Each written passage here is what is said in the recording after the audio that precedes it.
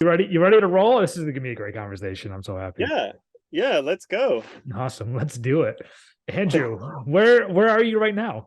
I'm in the Baja. I'm in Mexico. Oh, nice. So I got my door open here. I don't. So is this is an audio? This is a podcast, but you do Yeah. audio clips. Yep. And I'll be posting this on YouTube. I'm doing YouTube now. Okay, So you'll be on cool. YouTube. Yeah, it's awesome. Well, we got a dog. We got a couple of dogs out there, so there might be a dog emergency at some point. I like It's to keep okay. like I'm in tune with what's going on with them, and if I don't see them for a little while, I get a little worried, and I'll say boo really loud. Yeah, Yeah. that's a wide open area. I would be more concerned than you are. I guess I'm just like a helicopter dad when it comes to my dogs. No, I am too, man. But I've been here for over a week now, so uh, I know exactly what's out here. I think I've like explored all the flora and the fauna, and I've there's not a lot of people that come through out here. I just found a really nice spot, and it's so peaceful and so good, and I know I could trust the dog. So normally I'm 100% helicoptery, and you know it's too it, much. it's a beautiful land. Yeah, I've been following you on Instagram. I've been seeing all the videos and everything you've been posting. It's like, damn, like you are living probably my dream life. I'm sure you've heard that before many times. I'm like super happy for you. You found something that works for you. What's funny is I've known who you were for a while now, but I've done more research since you accepted my invite. Thank you for doing that. My pleasure. You were like kind of like a graphic and web designer, right? Like that's Yeah. exactly what I do. So I was telling my wife Nice. last night, I was like, Andrew's like he's like me, but like I want to be where he is. I Man. think Like we're kindred. I But do too. the funny part is I want to be where you are because I'm pretty tired of this traveling a lot around. I'm pretty tired of being single.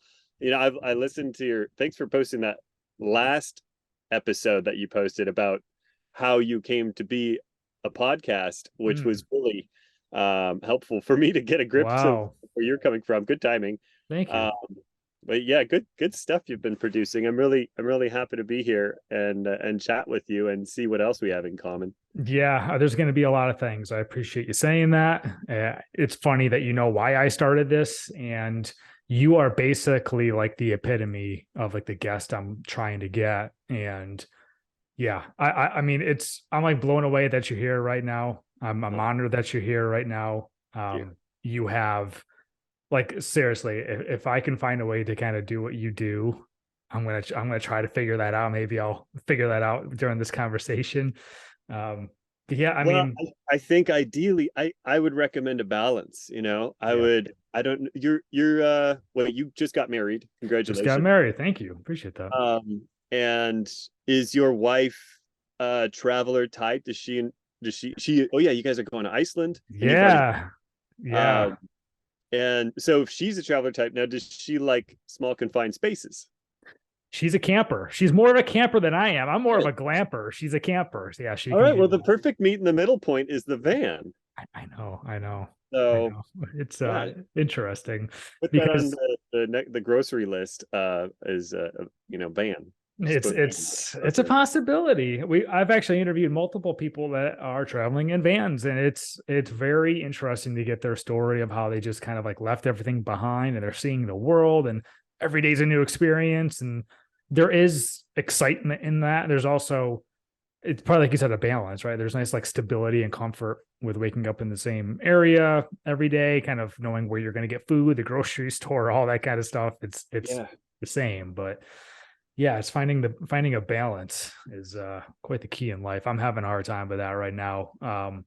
With the whole work thing, I got to learn to set boundaries. Work is giving me a little bit of anxiety right now. It's just a little too Wait, much. you have a job aside from this. Yes. Yep. This is where I'm interviewing you.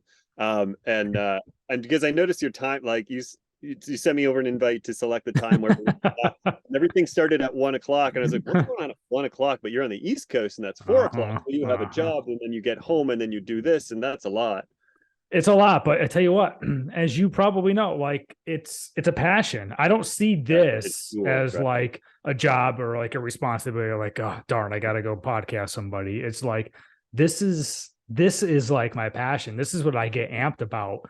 And That's awesome. especially having like great guests like you on is like it gives me energy. Like when I saw you said yes to my invite and I saw you sign up, it's like, yeah, like it just makes my day. I get so pumped with that. So So I've been really excited for this as well. I don't do a lot of podcasts, and maybe it's because I'm not. I'm at a weird point where it's like, I don't know. I'm on the Instagram and I'm semi-active, and I'm always working on something new, but I'm not super vocal or not good at self-promoting. mm, And I think I fall short on a lot of what kind of social media requires of people these days, in that constant barragement of like, of this is what I'm doing now and it's the dopest thing I've ever done in my life, and like yeah. that kind of energy that I can't hit because I have like way too much self-doubt.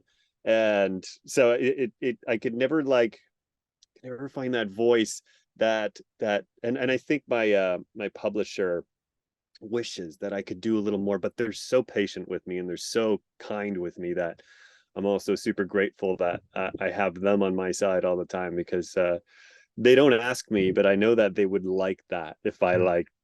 But I'm figuring it out. Like I know that videos are really good and reels and TikToks and that, and I'm trying to find a pace that's honest, because if I don't, I'll end up doing like, here's the top 10 spots you're gonna find in Baja California. Come on with me, let's travel. And I can't do it. I can't do that. So I got to find my honest point. Where can I? And I think a lot of people like, man, I'm scrolling. I do TikTok now, like occasionally, and I'm not good at it, and I'm just starting up. But I'm scrolling through it sometimes, and I'm getting a lot of videos of like, here's how to go viral on TikTok, and it's like, here's what the algorithm needs from you, and all this. And these videos are like super popular. It's the equivalent of the self help book, Mm. where the author made it big by making the self-help book. Do you know what I'm talking about? Yeah, yeah, yeah. It's the equivalent of that. And like it's it's just like, okay, you're going big on TikTok for talking about how to go big on TikTok, but what? And I think the truth behind it is like honesty and vulnerability is where it's at. Honesty and vulnerability connects with people, but like true vulnerability, Mm, not performative vulnerability.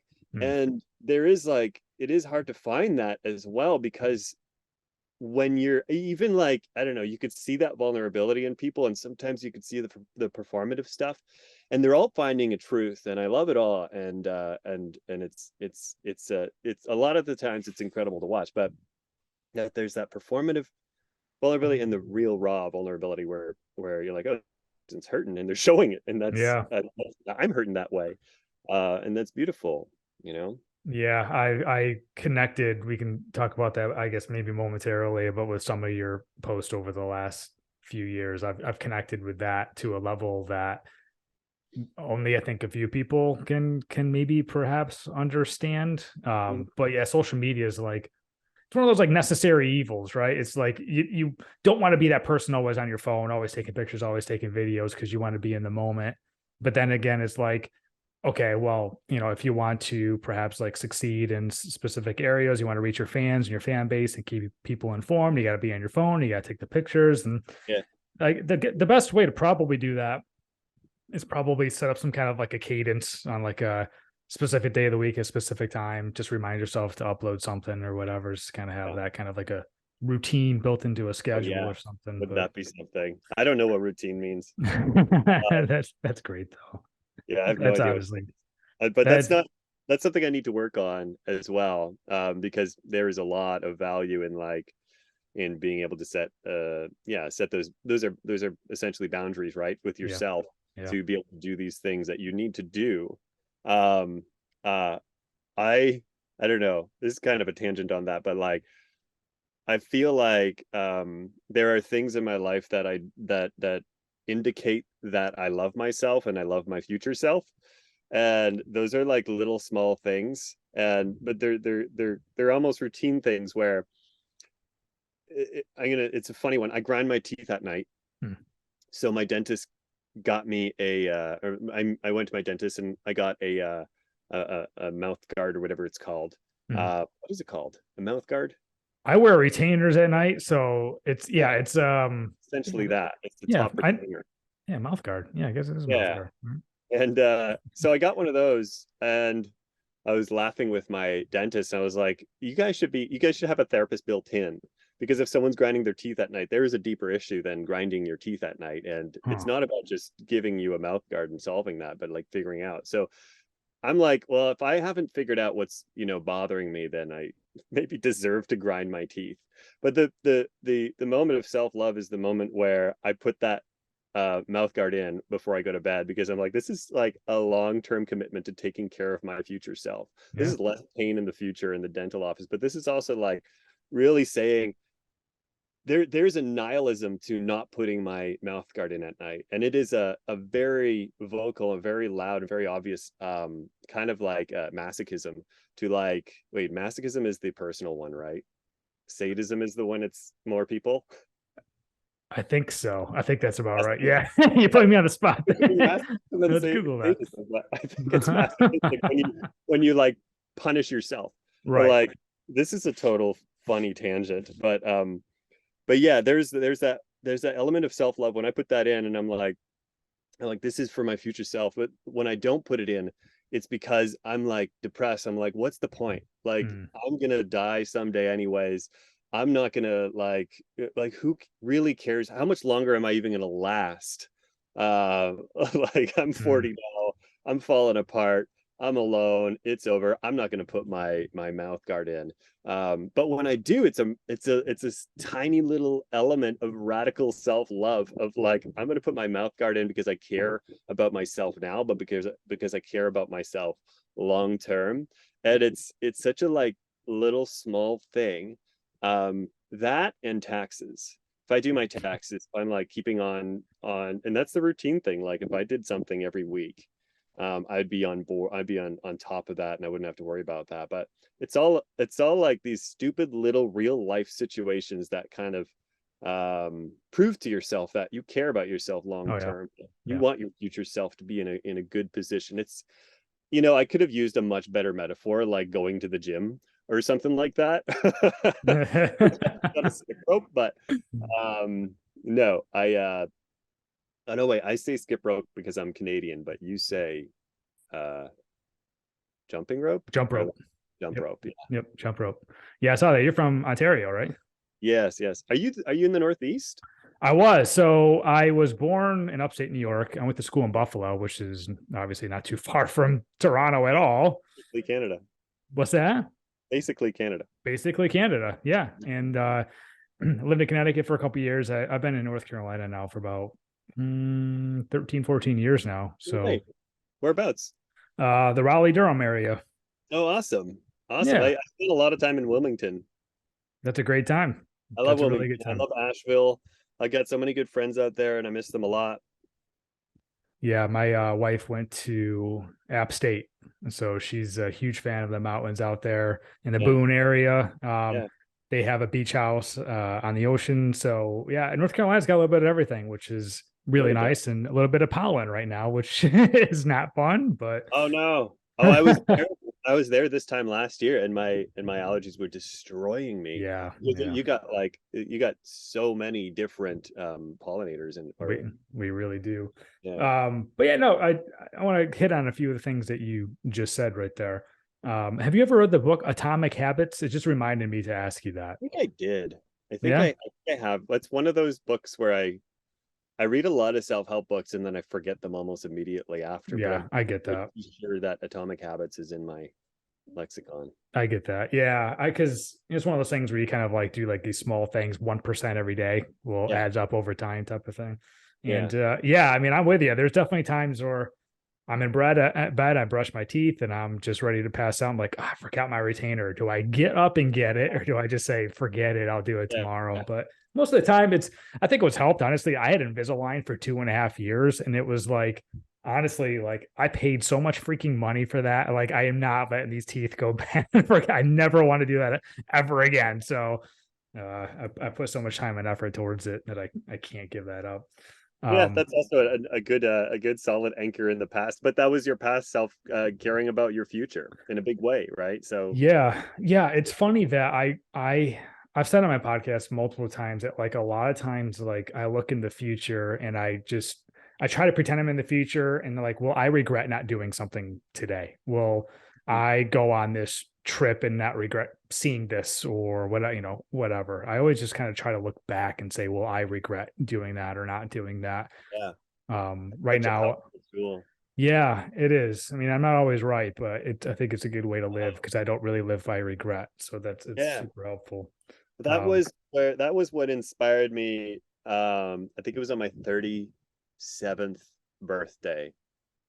Um, when I was turning 37 on my 37th birthday, believe it or not. And I asked like I was like, what is the best gift that I could give myself? Because I'm always alone on my birthday. No, I I was like I was like, yeah, what can I give myself? What is the best thing that I can give myself? I was like, well, like a retroactive year of like good health would be mm, awesome. If I could like maybe like I thought to myself, I think it might have been during the pandemic and I was drinking a lot and I was like, what about a year of sobriety? mm. What if I gave myself one full year of like being completely sober from all drugs, all alcohol?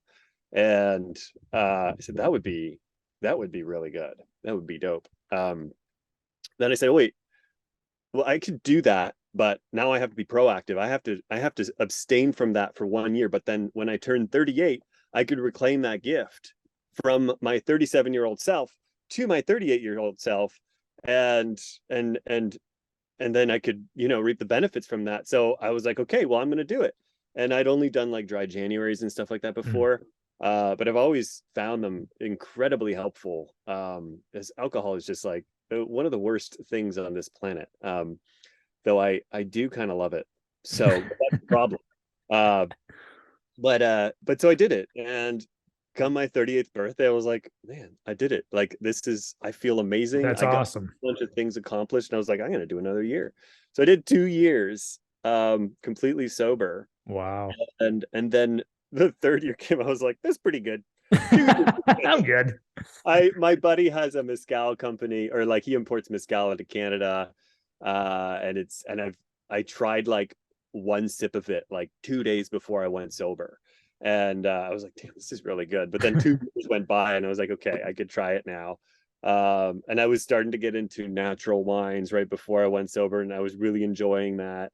And so I was like, there's things that I miss. So I'm gonna now, when I turned, I think I got the years wrong. When I turned 40, I said, okay, I'm gonna give myself 1 year to see if I can balance it well. And then if I can't, by my 41st birthday, I'll take another year off. And I Mm. think that you take yourself away from that for a certain amount of time, and you're less likely to want to go back to it, for the most part, though, or like your body can't handle it anymore because you're Mhm. really like, you're poisoning your brain, right? And with alcohol, there's an Andrew Huberman. Have you heard that one where he talks about what alcohol does to the body? I'm about halfway through it. Oh, it's so good. So good. Well, it's so good. And you're like, oh man, I can't I ever drink. know. Yeah. You almost don't Because want to like know.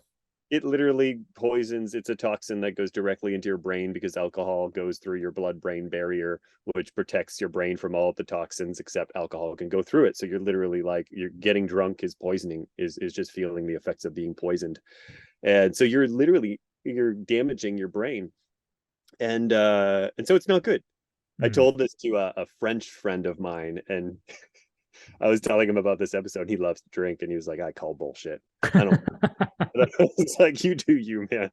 Uh, Yeah, some people don't want to hear it. I feel like for me, it's almost like the same with like when it comes to like sugar, like having like a sweet tooth. Like if you make the commitment of just like, all right, I'm not gonna have like sweets for 2, 3, 4 weeks, after a while, you're like, I don't even really want the sugar, or you yeah, can only handle like a little bit at a time. I don't know where that goes because right now I'm on like a sugar rush still, but it comes um, back. it It does it come back. easily creeps back, right? It is That's the addictive quality of it. And I don't know, being down here in Mexico and like all the drinks are shaker drinks, Mm, mm, and there's so much candy. I mean, the U.S. and Canada don't have it any better. most of the world really for that matter, have a real problem with sugar. Yeah, for sure.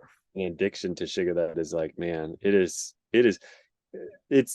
never going to get old going into a gas station and just the assault of colorful plastic wrapping paper with sugar inside of it.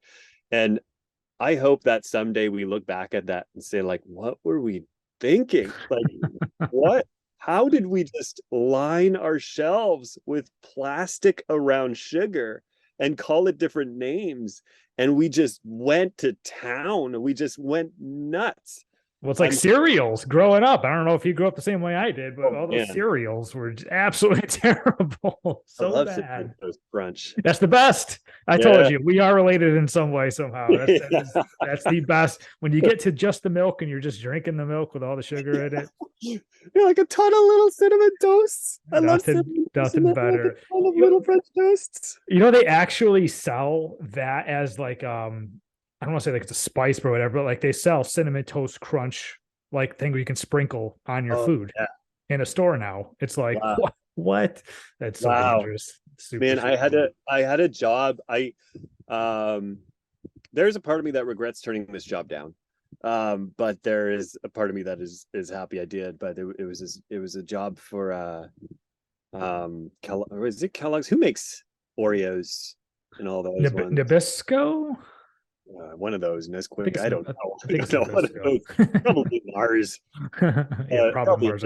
I don't know. But it was one of those big cereal companies or food companies, and they were like, okay, this is the campaign. We have 3 cereals. We have there was Oreo cereal, chocolate chip cookie, like Chip-Its cereal. And then there was a third one that was just another cookie. And it was literally these cookies were turned into cereals. And oh my God. You could buy them, but it was a promo for it. And it was through this agency. And they were like, and I came back and I was like, I need money. But that like really hurts my integrity. So I put the number really high so that I was like, well, if they do hire me and I have to do this, then at least I'll make a lot of money from it. And they came back with something slightly lower, and I was like, nah, I just can't. And then what were you gonna do? What was the job for you? Oh, it was horrible. I would have to post on Instagram. The campaign was how high can you stack it? And you take a cereal, you take a spoon, and no shame to people who do social media promoting of things and influencer campaigns. I am no one to talk against any of them because I have done some terrible ones. But this one in particular just like pushed the limits. But it was like, how high can you stack it? You take you just take a spoon and you stack them high, and then you post a photo of you stacking your cereal high and say, how high can you stack it? Hashtag how high can you stack it? Interesting. And, I don't know. I hope I didn't sign an NDA on that one. But no, I just couldn't. I couldn't do it, and that was, I think, the downfall of my influencer side, where I started saying no to things that just really like I couldn't do them. I think the last one that I did that I felt terrible on was the Amazon one, and there's that balance of like, I don't know. I would turn these down, and then I would see a buddy of mine who ended up doing the campaign, and I was like, I have nothing against this person. They did a good job. They're making money. Good for them. Like it's either them or someone else. And so eventually I would take a campaign and then feel bad about it. But that's my like my internal like moral gauge, which is always all over the place. But the last one I think I did that I felt shame for was Amazon. And then I was just like, I just can't live with that. But then I don't know, they get you when you're down, and I'm like, well, I need money now.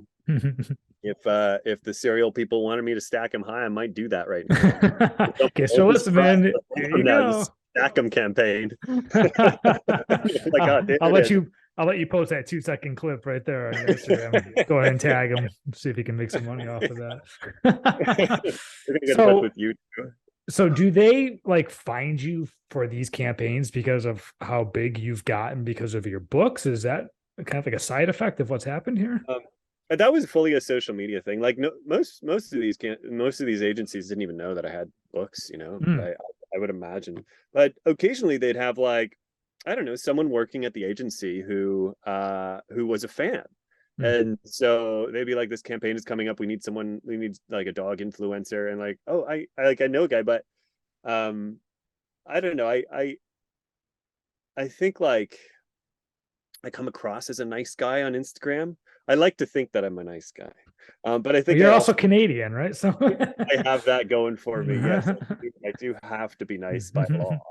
Um, but they'd be like, oh, I like Andrew. He's got a good whatever, and we should choose him for the campaign. This worked to my advantage in when I was in Spain and or I was in Europe, and there's this European energy company that's really big, and they were doing a worldwide campaign to promote their clean energy, and this was in 2018, and I happened to be in Spain when they wanted to meet with me, and their headquarters was in Spain for this. It's like one of the world's biggest advertising agencies, and they were doing this ridiculously big campaign, and when I asked them like how much they were going to pay for it, I thought it was a typo. And I was like, okay, this would, because I'm like huge in debt right now. I just bought a van and I'm completely broke and I don't know how I'm going to pay for the rest of my European trip. And so then this thing came in and I was like, hey, did you type this correctly? Is this the right amount of dollars? And they're like, oh no, euros. And I was like, okay, what? Like, this is great. wow. I'd never been paid this amount. And but like on the same campaign, there was like Liam Hemsworth, Carla Souza. She's like I think she's a Mexican actress, very big here. And then there was like they were choosing one person from like a lot of different countries where they had presence. And then so it came to Canada, they were like, oh, what about Andrew Knapp? And I'm 100% sure that the person that chose me just followed me on Instagram and liked me as a person. Wow. We should choose Andrew for Canada. And they're like, okay. And I think when I asked the number, because it was like, this is where I like, I can't believe that they chose me. I think it was a big error. But then they got so far along and they ended up meeting me because I was in Spain and I happened to go to the meeting in person and they met Momo and they were like, we love you guys. We definitely want. And then I ended up meeting up with the campaign or the agent, the main campaign manager. Mm. And we met up in Athens, and we just like met up for dinner, and we had some drinks, and then we went out that night, and we ended up in this what is it called, rage den, where you like break glass and TVs and stuff. Oh yeah, yeah. I would love to do that. Yeah, a rage Yeah, room. and then she Yeah. confided in me all this, like, I don't like this person that I'm working with, so I'm gonna get my rage out of this person. And then we just had like a great night and really good energy together. She was like, well, I was like, well, there's no way they don't hire me for this now. Like we have a personal connection, and it was really fun. So I That's ended up awesome. doing that campaign. All I had to do was like three like 30-second videos of me talking about how I think we have to take care of the environment. And I was like, I could do that. Yeah, you can get behind that too. That's awesome. Yeah. Yeah. And the funny thing is, this was 2018. My video was about how I don't want to see a future where everyone has to wear a mask.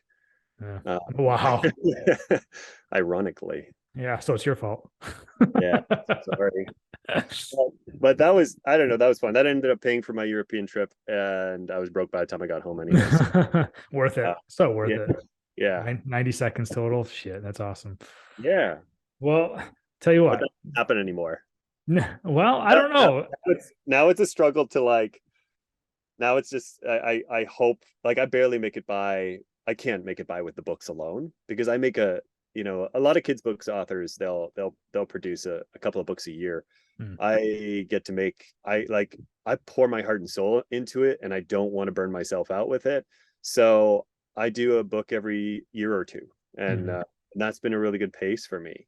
Unfortunately, that meant that I only had time to make like 5 books with Momo.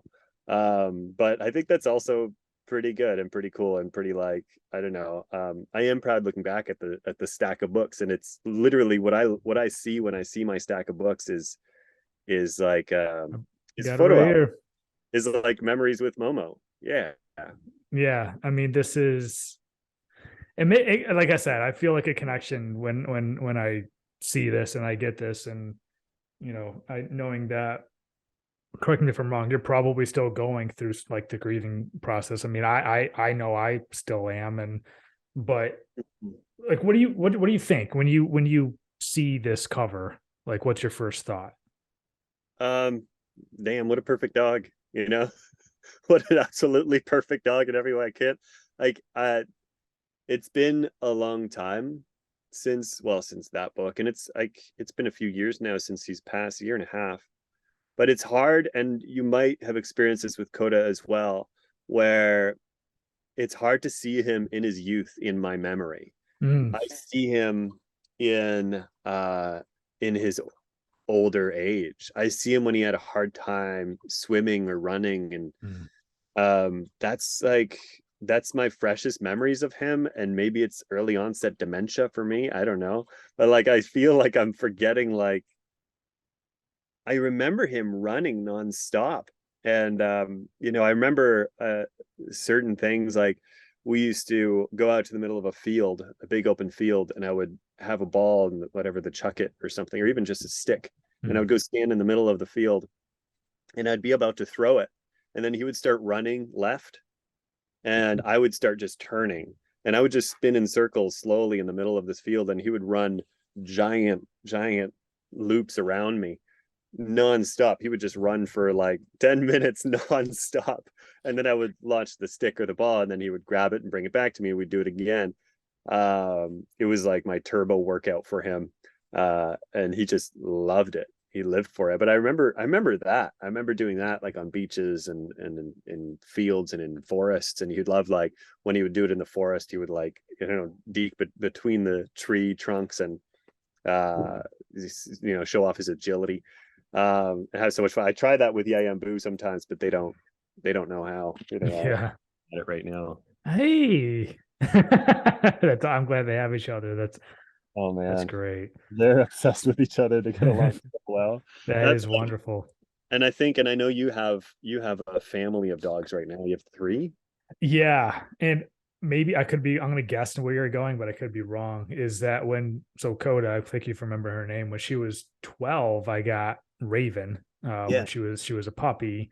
And I Mhm. because I remember it's funny, I'm looking at the cover of your book, and I remember it was like every day I came home from work and I would see Coda's head in the upstairs window waiting for me to come home. And I said, I'm never coming home to an empty house, or that's just gonna absolutely destroy me. Yeah, I So could. I got Raven, and yeah, what a difference, a 12-year-old and a puppy. And then when Coda got older, it was like I had a Yeah, 2-year-old and a dog that wasn't walking very well. But yeah. yeah, I think what took me a long time to recognize was I could never duplicate Coda with Raven. Raven was always going to be her own dog and her own personality. And thank God, because her personality is insane.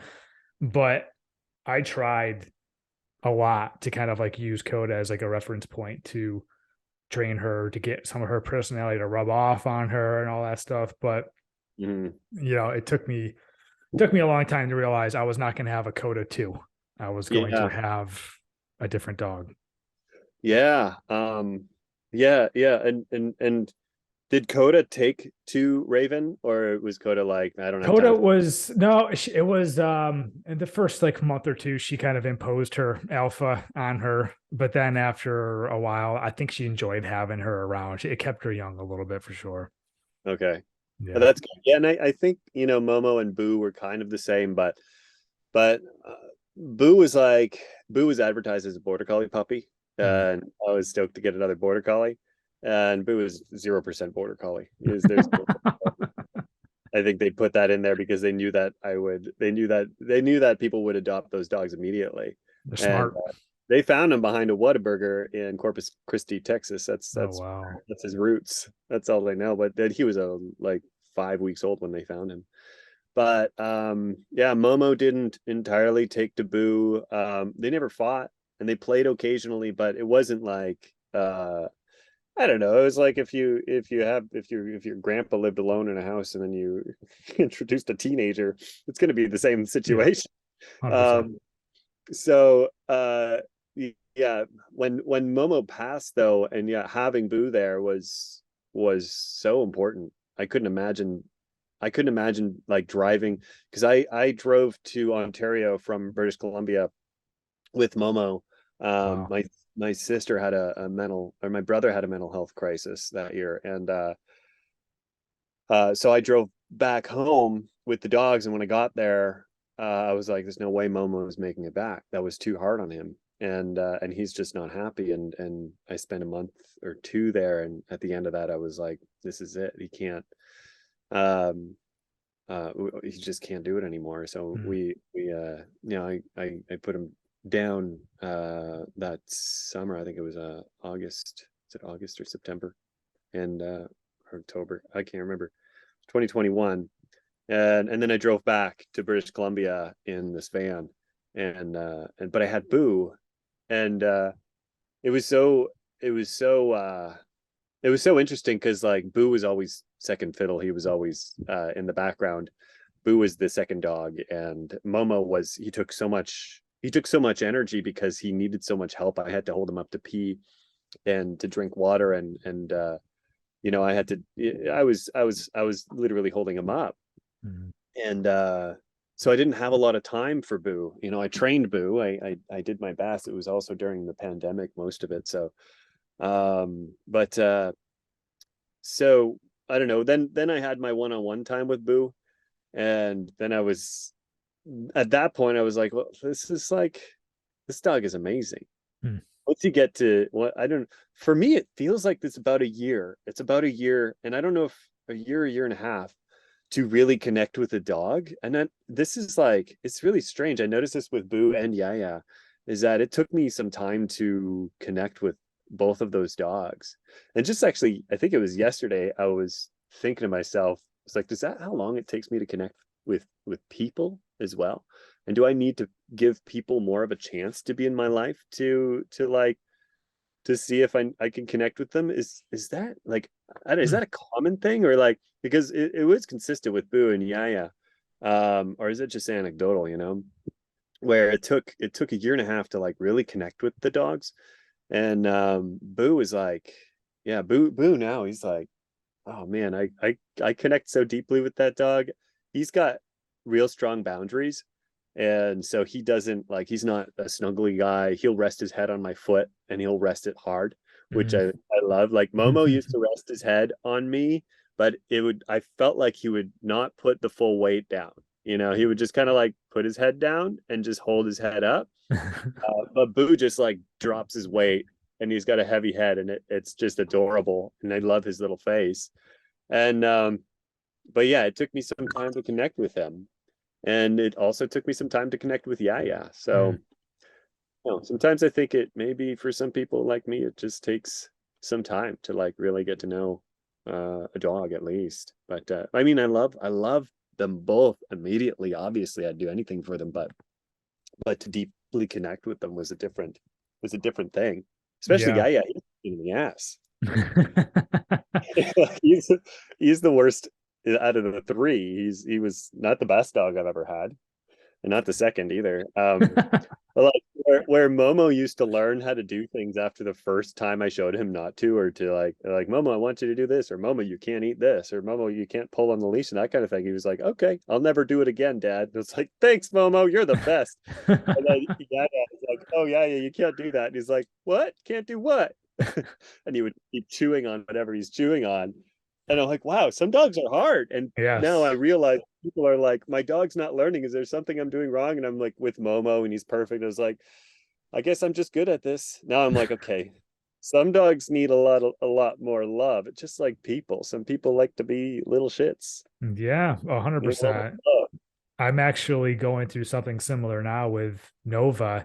I got Nova a month after Coda passed away because not only did I need to have one around, I get used to having two around, and I Yeah, yeah. needed that young So, youthful energy to kind of like get me up and excited again and get my mind off of that. But yeah, she's a COVID puppy, and now we're having issues with her being timid, nervous, working on social anxiety and stuff. It's just like every dog is different. Every dog has its own personality, and it takes yeah, time. truly.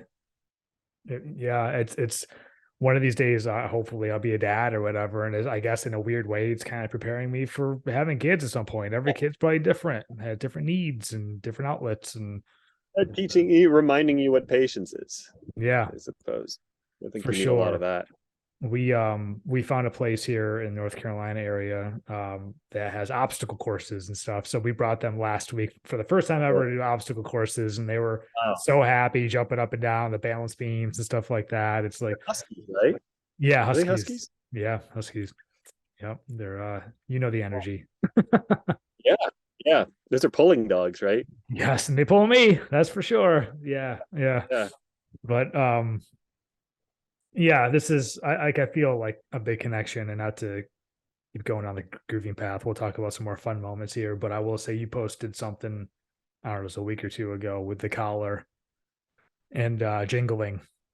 That's just like, Yeah. yeah, like I'm telling you, man, like it's been 2.5 years for me, and there are things like that I'll watch and I'll just tear up a little bit, and in like a good way. It's kind of like Yeah, it brings of me course. back, and Of course. it's I do find it ironic as well that after she passed, my sister is a reading teacher, and she mentioned, she goes, like there's always something I want to do to honor her in her life, because it's amazing how many people, as you probably know, how many people reached out after she passed with what a great dog, she was amazing, I loved her, blah blah blah. I was like, I need to figure this out, how to make a children's book with Coda as a character, so because I want people to know who she is and bring smiles to kids' faces and families all over the country, if not the world or whatever. And that's something that you have here. You have in this book, where for years and years, probably beyond when we're all gone, you're going to be bringing smiles and laughter to people all over the world. And I think that's just, I don't know of a better gift. I just don't know of a better gift the dog and you, an owner, can give to everybody around the world. That's just, it's the coolest thing to me. And I would love Yeah. to have that for myself. And you have that. I think that's absolutely incredible. Well, you should make that book. Absolutely. I've been like, so I'm working on, or the release date is August 29th for Let's Find Yaya and Boo, which is now a longer title. So it started as Find Momo, and then the children's book was Let's Find Momo. And then I have Let's Find Momo Outdoors, and now I'm doing Yaya and Boo. So it's called Let's Find Yaya and Boo in wait at home, which is the longest title pushed into this box, and I hope it's not too long, but it's of the Find Momo family. But there's this element about this book that's really, really important to me, and it's the fact that we're not trying to lassie Momo. We're not trying to, say that this is Momo. And originally I brought that to the table with Yaya, and I was like, when Yaya was a puppy, I was like, we should make a book about like the Momo origin stories, and Yaya will play the part of Momo because Yaya is Momo's nephew. Which I think is awesome, by the way. I think there's got to be a part of you that just loves to know that. That is Yeah, awesome. yeah. I love that. But the publisher didn't go for it, and I'm glad they didn't. And we took our time with it instead, and we ended up settling on why don't we just make another children's book? Your children's books do well, so why don't we see if like Yaya and Boo have the goods? And it's like, yeah, absolutely. So I poured my heart into it. It comes out in August, and Let's Find Yaya and Boo Outdoors or in at home.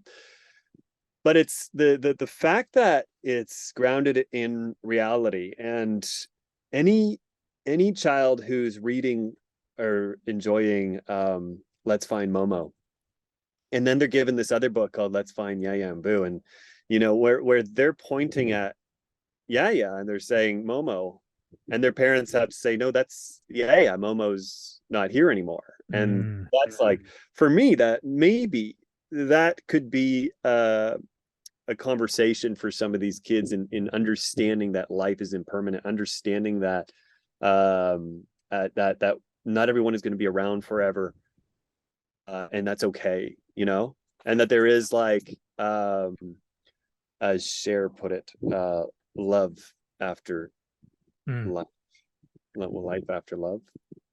Do you believe in love after life, right? Or I don't One know. of those. either way. I think it's interchangeable.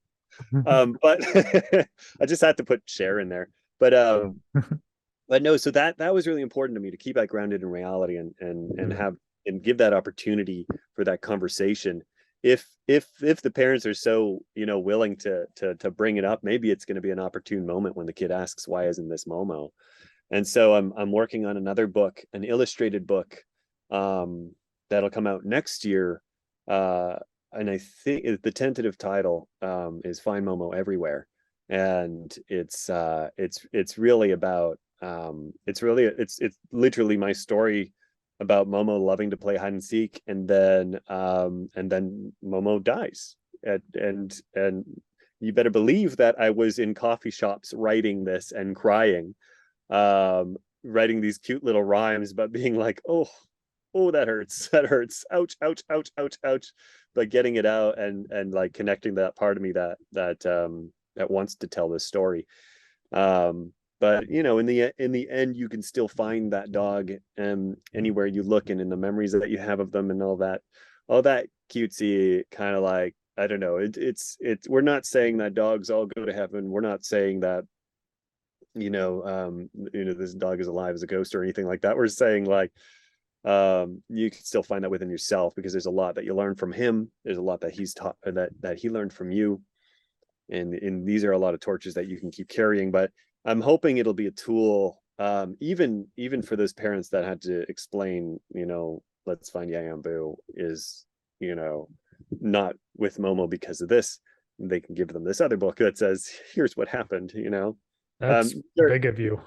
Tools, and these are, like, I think these are important tools. And the way I see it also, and, like, in a market that's there are a lot of beautiful grief books out there, and for children, and they're illustrated, and they are lovely, and they're written in all kinds of different ways. And when I first thought that I was going to be writing this book, this illustrated children's book about grief, or about loss, I was like, why would I write that? There's already so many.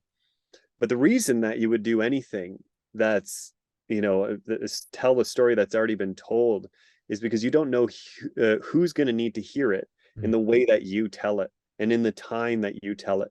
You don't know who's going to know about you and recommend the book to a person who recently lost a dog and has kids, and needs to explain that to those kids in a way that they can connect with. You can get a kid a pile of books. They're not going to connect with every one of them, just like you and I can get a pile of self-help books, and 3 out of 5 of them are going to be mediocre at best. There's going to be one that's going to be different for you and different for me, that we connect with, that means something to us, that changes our lives, that teaches us something that we had to learn. And, like, so if the message ultimately is, if you have a story to tell, and you're worried that it's already a flooded market of, like, this story being told, then you should still tell it. You should absolutely tell it, because you just don't know who needs to connect with your version of that story. That's awesome. I honestly, like, I applaud you for doing that. That'd be a really hard process for me to do, and to think about the end of life, and to write about it, and to put it out there. It's difficult. It's cathartic in its own, I bet it is, sense as well. And there's and I think, as far as loss goes, losing Momo was impossible. But the love that I witnessed for him, through losing him, like, and the love that poured in afterwards, was so immense, so powerful, that it really, like, it really did help me move on in a really big way, like, this isn't love lost. This is Momo lost, but the love is here. Like, it is so powerful, and is so strong, and is so beautiful. And, like, and the things that I learned, that I still use with Yaya and Boo, and I still feel, and I see through them. And, man, I don't know if this has happened with you, and we could move on from the subject of loss afterwards, before one of us cries. But have you ever been at a dog park, or just, like, a dog walks up to you and looks looks up at you, and you look in this dog's eyes, and you're just like taken aback, and you're like, oh my God, this is Coda. Because I've done this 3 or 4 times at a dog park. A dog walks up to me, just determined to come and see me. Out of everybody and every dog at the dog park, they walk up to me and they look at me, and I'm like, that's Momo, right? That's Momo's eyes. Like he is Momo, and he's visiting, and it is, and I like tear up this has happened 3 or 4 times, and at various dog parks. Doesn't matter where you are. It's yeah, really, it's nice. You still feel it, Oh, for sure. I've had moments like that, and the first one was just, it blew me away, and it still blows me away. So, like I said, the Raven was the younger one at the time, and the night that she passed, her birthday was May 24th. Is it really? Yeah, that was my birthday. Absolutely crazy. Yeah, coincidences are nuts. But yeah, she woke up crying in the middle of her sleep that exact night. I was like, no one can tell me otherwise that she doesn't know something happened. She was just bawling her eyes out. I had to wake her up. I was like, I've never had to wake her up for crying like that. Never. Oh. And then I get Nova, and there's a picture of Coda in my house on my TV stand. I'd say a day or two into me getting Nova, I just catch her laying there staring at this photo, just staring at it for like 10 minutes. I took a picture of it, and I was like, I get these moments that are like, yeah, she's an influence, and then I actually had, if you go dig back into the vault of my podcast, I actually had a psychic on, she's on one of the TV shows, and we were talking about it. The dogs are chasing a bird. I'm sorry. No, those are your priority number one. Back in 1 second.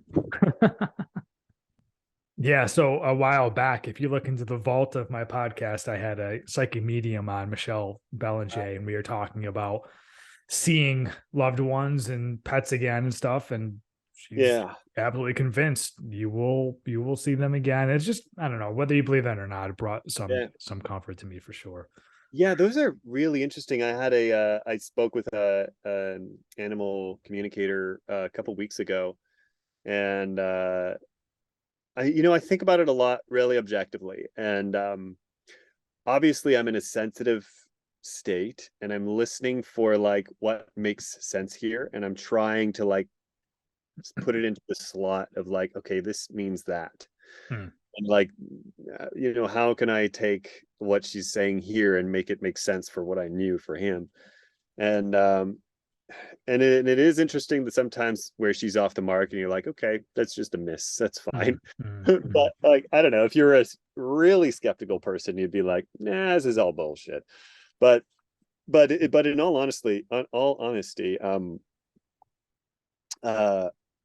think if you're open to it, and if you're listening, then it could be really healing. And that's where I left it. Basically, is like, she said some really powerful things that made me understand some of the things that Momo did, and gave me a space to speak with Momo, which was really like, talking in a way, I guess, to myself, and like understanding this part of me, and giving me an ability to let go and hold on where I need to. Where she said, like, you have a talk coming up.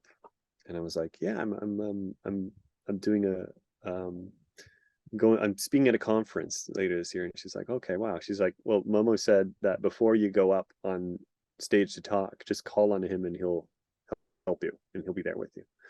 And like, I teared up a bit, because that's like a really lovely thing to hear. You have a talk coming up. I guess, I can't relate to everyone. Everyone has a talk coming up. I want to know what coming up every week, though.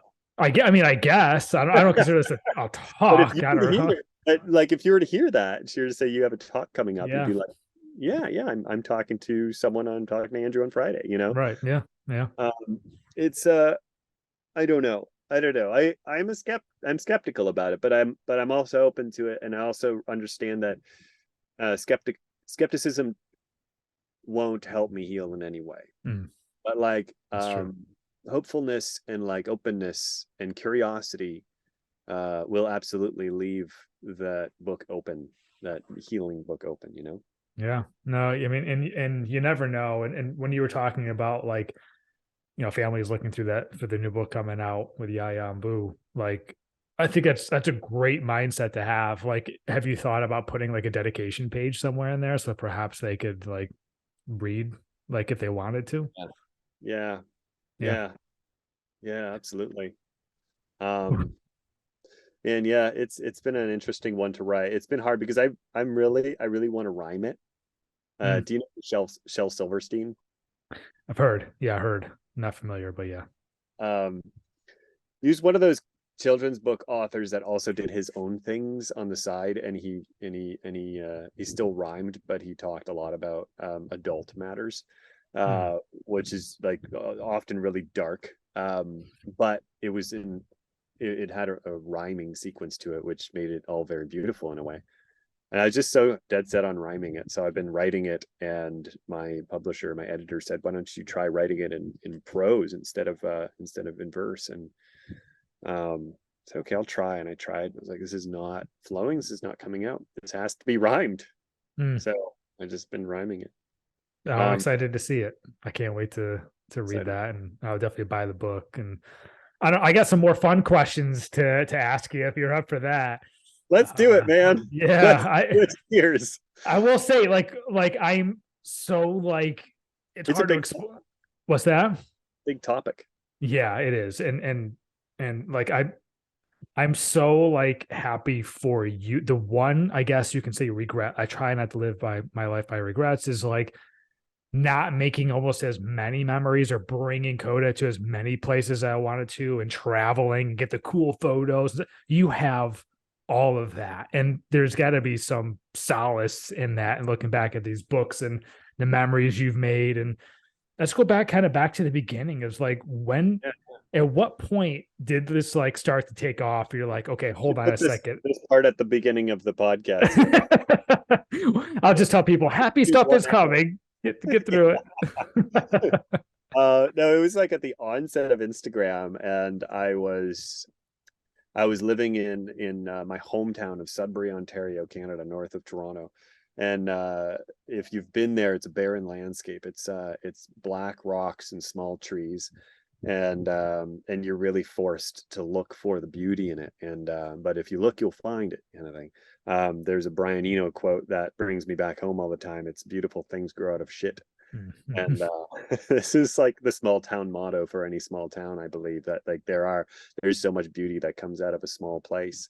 But for me, I got Momo, and he was a puppy, and I had a yard and I had a house, and we would, explore the neighborhood, and we would go to the park. And it was like, this dog needs to get out further. And really, I was speaking about myself, like I need to Mm. go explore a little more. So we started exploring the trails around Sudbury, and realizing there's a whole network of trails, there's beautiful lakes, there's all these things. And we'd go swimming and we'd go hiking, and thanks to him, I got pulled out into that world. And then at some point in those Sudbury trails, he would do this thing, and this is where the animal communicator talked to me and said, "You know that thing where Momo used to drop a stick at your feet?" And I was like, "Yeah, he used to do that and then go hide in the woods." And that was like the whole thing that started the books, where I started taking photos of him hiding, because he was waiting for me to throw the stick and waiting in the woods. Oh, the animal communicator was like, "Well, he did that because he wanted to show you how much he loved you. Like, those Mm. sticks were everything to him. Those sticks are valuable, and like this is like his, not his currency, but this is his, how he shows his love. It's like, here's a gift. This is a Wow. gift for you." And then he'd run off into the woods, and I was like, "Wow, that's heavy, man."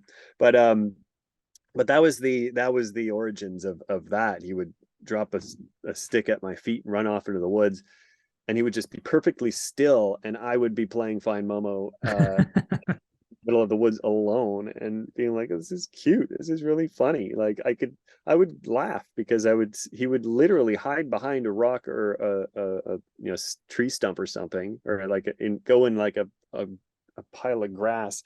He would go behind something, and his head would pop over, and from behind it, and it was adorable. So I started taking photos on my like iPhone 3GS or whatever it is at the time, Yeah. and put Instagram 1.5, and with Valencia filter on top of it, and that started.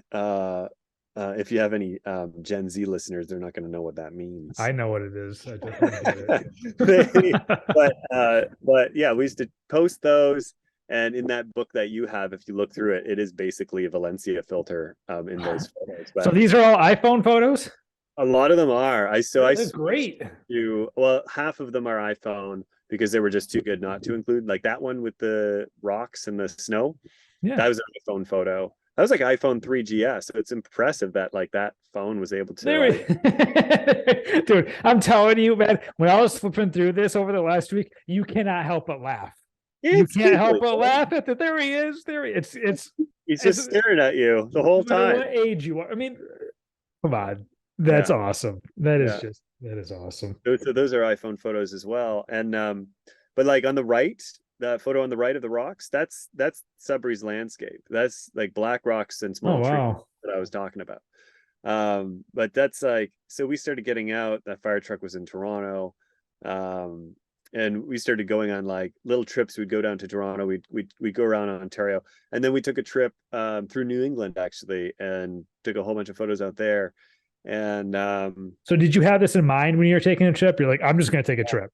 Well, no, it went viral, and it was on, I don't know, like BuzzFeed and what is that Panda one, and then like on ABC News, and like all the networks picked it up, and I was like, oh, this is fuel. I listed out everyone that talked about it. I found a book that I found a publisher that made books that I liked, and this one publisher in particular had this one book in particular that is totally inappropriate. It's a book called Penis Pokey, where it was a board book, and there was a hole in the middle, and there would be like a picture of a hot dog. Oh my god! Hot dog with no hot dog in it. It's just a bun, and it would say like invites the the user to finish the story. But the book was so well illustrated and well made. I was like, this is hilarious, and who made this? And Quirk Books made it, and I checked out what else they did, and I was like, oh, these are great. Like they good design. Like, from a background of graphic design, this is important to me, and I didn't want to be doing the design of the books. I wanted to hand that off to someone else. And so I got in touch with Quirk, the first publisher I reached out to. They sent over a deal. I signed it without even reading it. And the next book that we did, I got a literary agent, which I should have done the first time. If anybody's listening and looking to get a book deal or about to sign a book deal, get a literary agent first to just look over the contract. They'll just make it a little more fair in your favor. It'll always be in the publisher's favor. It doesn't mean that it's a publisher. It just means that's how it works. But I've been working with Quirk for all my books are under Quirk. My next book is coming through Quirk. My book about loss is through Quirk, and they're great to work with. It's like an all female cast, which somehow works really well for me. They're just there to take care and like to do all the hard work. They do so much for me. But yeah, I ended up finding a great publisher, and I'm happy with them, and I'm just working on that, and yeah, having fun. So does that tell you the origin story roughly? Yeah, no, it does. And I'm just curious. I'm flipping through all these like photos. Do you like remember all of these photos? Can you place yourself there, or is there something you kind of forget? For the most part, yeah. Open it to a random page. Let's test me out. Let's do this. All right. All right. Where's this one? Oh, that's that's Sudbury. That's we have a lot of trains in Sudbury. I think that's off of I forget the name of the road. I think it's Lorne Street. And the left page is Roncesvalles in Toronto. Oh, it says it right there too. It's on Roncesvalles Street in Queen West, basically. This is so awesome. Okay, so where's this one? Oh, good question. I think that's in I know where that is actually. That was the day that's in Maine, I think. I went to do you know who Ray LaMontagne is? Who's that? He's a musician, amazing musician. anyways, I was in Maine, and I had read a story that said Ray LaMontagne just bought a house in Maine, and then the story literally said the address of his house. Whoops. Like because it was like a big house, and it was a public record or whatever. But it was like, oh my god, I'm like, we're like 20 minutes from this location where Ray LaMontagne just bought a house, and Ray LaMontagne was like my number one. I still absolutely love his music. You should check him Amazing. out. Amazing. So I was like, well, let's just drive past the house. I bet you if it's like by the way, the story doesn't end in an interesting way where I get to meet the artist. It's just a creepy story. uh, we drove. I'd do the same thing. I get it. I was with my friend Zach, and we drove past his house, and I was like, oh my god, that's it. But it was just like a gate that went into the woods, and you couldn't see the house. And I was like, cool. And I was basically thinking, like, if I love this musician so much, then I probably love the place, like the location that he bought in. I'm sure he's very intentional about it. So that photo I think was taken later that day, just like down the road from there. But I had backed and I almost got stuck in his ditch with my little yellow van. In hindsight, I wish my van would have got stuck in Ray LaMontagne's driveway. I might have met the guy. Go ahead, knock on the door. Excuse me, sir. Do you have a phone I can borrow? What are perhaps what's some of the most, I don't know, dog friendly places that you went with Mobo? Berlin is way up there. Berlin is so dog friendly. Also, like Southern California, I gotta say, is pretty good. Um, I was spending some time in Costa Mesa. I spent some time in Joshua Tree, and LA in general, for the most part, even if there's a sign on the door that says no dogs allowed, they have to put that sign up. That they don't always mean it. You'll often see dogs inside, and most of the time, I noticed that in Costa Mesa, you can go anywhere with your dog, restaurants and everything. But like, if people are being logical, you can go into the restaurant with your dog to order food and then go sit outside with your dog. But if you're in Canada, for the most part, they've softened up a little bit, but it's still horrible. Like you mostly can't go on patios with your dog. Mm. In like BC was really bad for this. Like if they had a patio on the sidewalk, you had to put your dog on the sidewalk side of the patio, and it's such a turnoff for me, who I bring my dog everywhere. I want him to be with me. Yeah. But yeah, Southern California is really good. Berlin was amazing. Europe, for the most part, is generally pretty good. Well, I gotta ask you. I was gonna ask you this. How did you get Momo to Europe? What's the process of that? It's really not an interesting story, unfortunately. I actually got in touch with I did my research, because you have to put them in the cargo or in the dog area of the cargo bay. They usually have like cargo and then an area where they put animals. Mhm. That is like, obviously it's a pressurized space, and it's heated. Assuming it's got to be heated. So like there are nightmare stories where they forget to turn the heat on and all this stuff, but you're going to hear that's like the nightmare story of the cartel killing tourists in Mexico. Right. You're going to get those stories if you look for them, for sure. But also you want to choose the most reputable airline, which I'd found Air Transat, which is one that's based out of Montreal. They had a lot of positive reviews of people using them to get their dogs overseas. But the process is, you're literally, it's an agricultural process. Like you're importing an animal to another country. Mm-hmm. And you have to obey that country's rules for dog importation. So basically, wherever you're going, you have to figure out what it is that they need, like rabies certification and what kind of vaccinations they need. And then you need to get your agricultural organization of your country. So the CFIA, the Canadian Food Inspection Agency, had to stamp a whole bunch of sheets saying like Momo got his vaccines for this and that, and he has his rabies certification. This is his like updated tracking number, whatever, the little thing, the microchip. And you have to get all that signed. And then so he went in the underneath, but I called Air Transat and I talked to them. I wanted to get a social media deal with them. So that really, like, pay me anything you want, pay me $100, I don't care, but I want you to know that if something happens to this dog, it's going to be a big deal. You know, It's like, on you. I want you to call, I want you basically to call the pilot and say, oh, by the way, there's a celebrity dog on board. I don't know if that worked, but I learned a bunch of tricks. Like when you get on the airplane, and I only took 2 plane rides with them, one to get to Europe and 8 months later, one to get back. But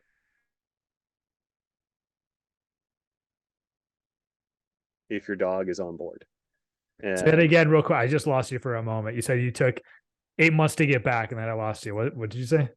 um, yeah, I learned a few tricks, and one of them was to if you if you have your dog on the airplane, make sure you ask when you get on board, no matter how annoying you're being, is my dog on board?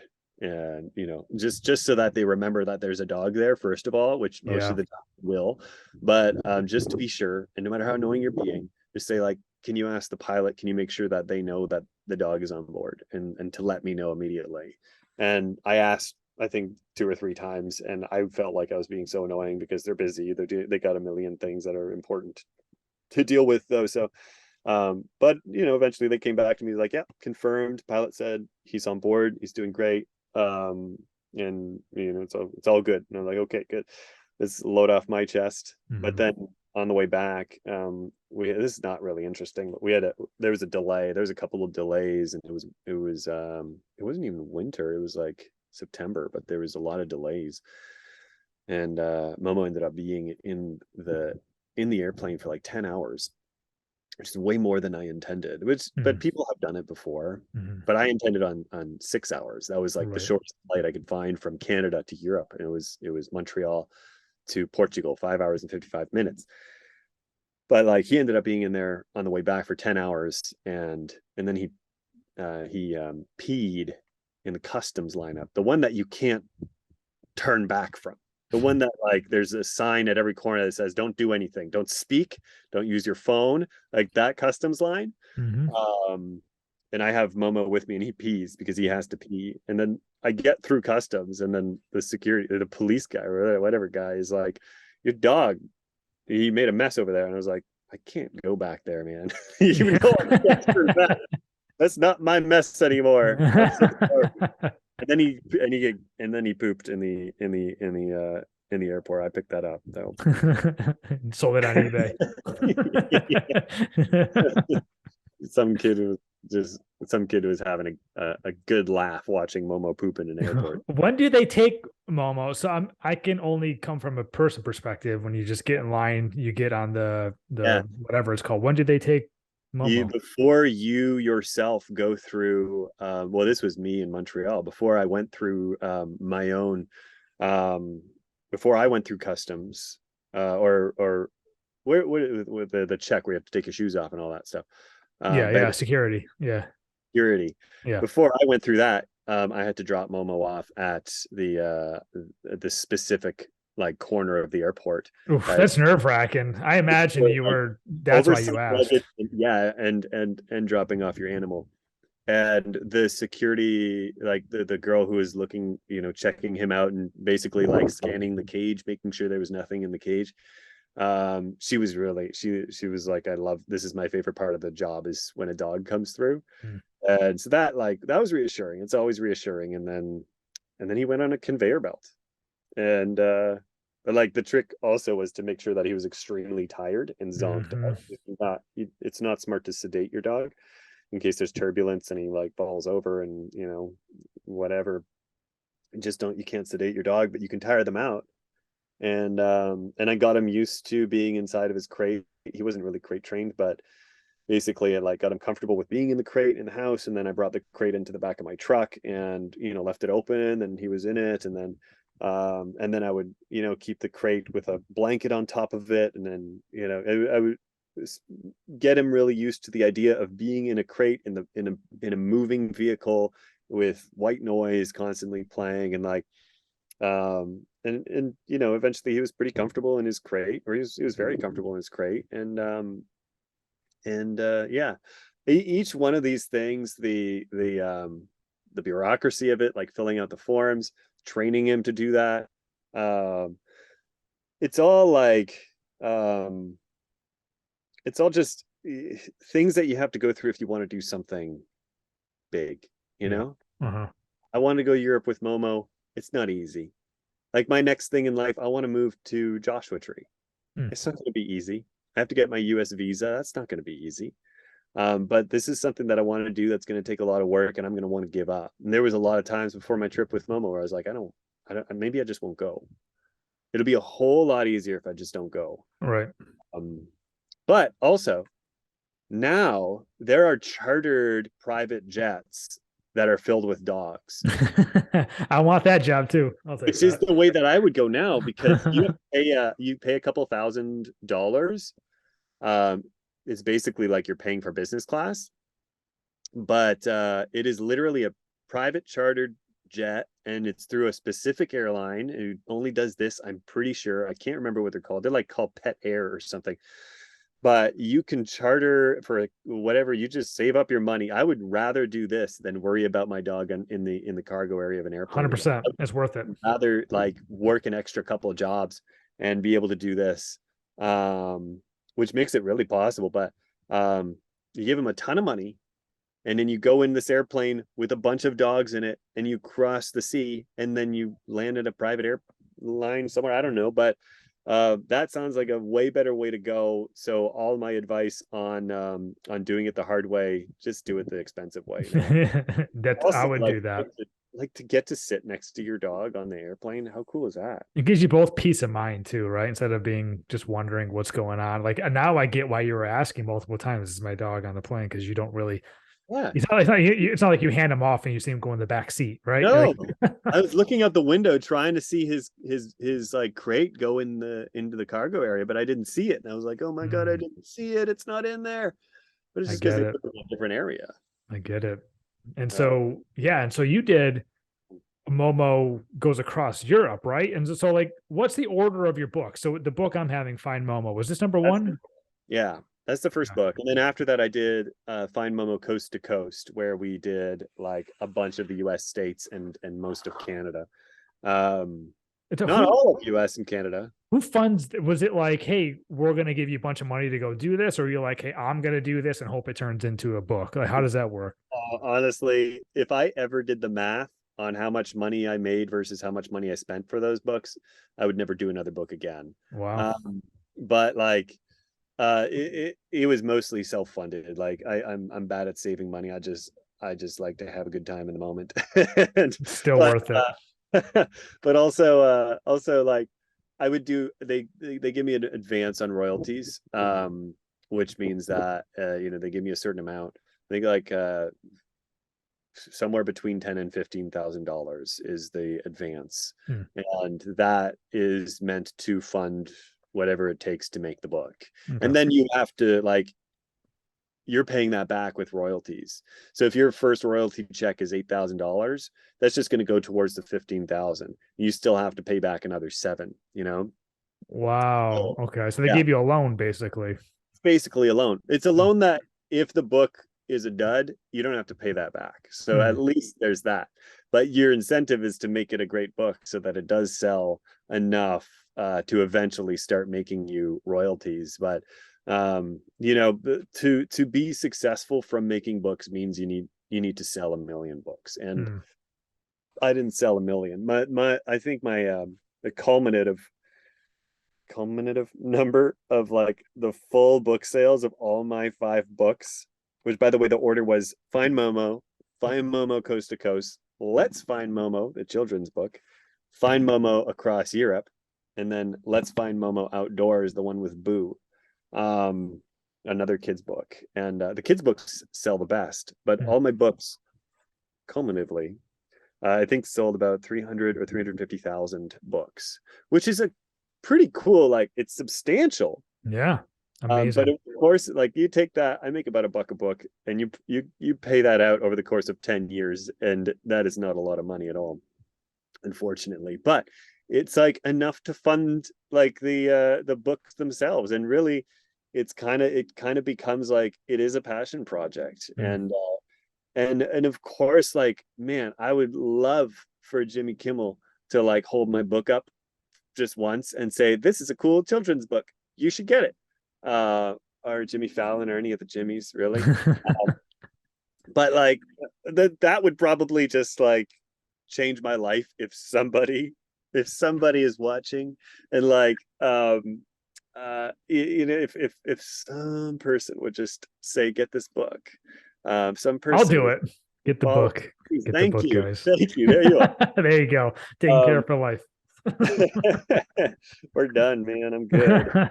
No, yeah, yeah, I do hope that like it would be nice if one of them did super well, and I got a little kick so that I could pay back some debt, that kind of thing. But in the meantime, I'm having a great time, and I'm getting messages that, and this is the fuel for me, where you said you have, you get fueled from this kind of thing, but like the fuel for me is getting that email or that DM from someone who gets to connect with their children, or whose kids are finding so much joy in looking for Momo.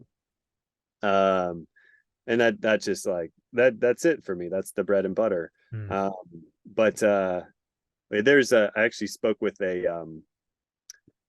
an organization in Italy, who work with children with learning disabilities, or like on the autistic spectrum, or um, uh, and they've found that my book is one of their favorites to connect with the kids with, because it deals with photography and real dogs and real things, and these children find it way more accessible, and like they have books that are made specifically for like autistic children, but they can't connect with them because they're illustrated, and it's not real, it's just this flat picture, it doesn't Hmm. make sense.